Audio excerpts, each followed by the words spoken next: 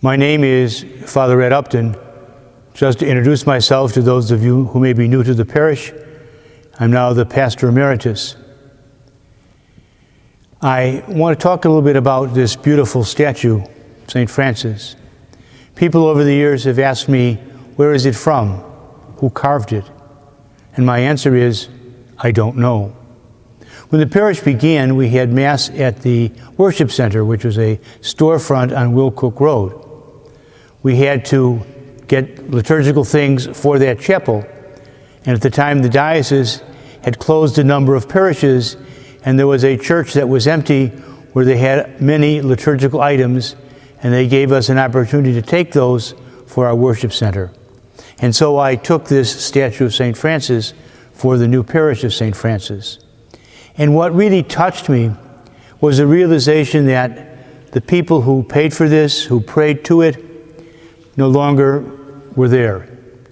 But we were able to continue on that tradition, to kind of include them, to be part of it. And it reminded me that in any church, we are taking inheritance from a previous generation and then moving it into our own life, into our own prayer. And now that St. Francis is 30 years old, we are a community which is now very generous of sharing with others, helping others, passing on our faith. And so we are doing to others what we were able to share 30 years ago when the parish began.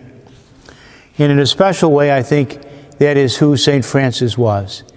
He was a man who was so generous, who gave of himself, who shared so many things with others, and really taught people that the heart of Christian faith is giving, sharing. And so today, as I look at this beautiful statue, I'm reminded not only of St. Francis, I'm reminded of the people whose church it was in, who we no longer know, but who, in a quiet way, a way they don't even know, shared it with us. And now we as a parish are willing to share our generosity with others. And so when you come into our church and you look at St. Francis, realize that we are beneficiaries of other parishes' generosity, and we are also called to be generous people. And St. Francis is a reminder of that kind of life.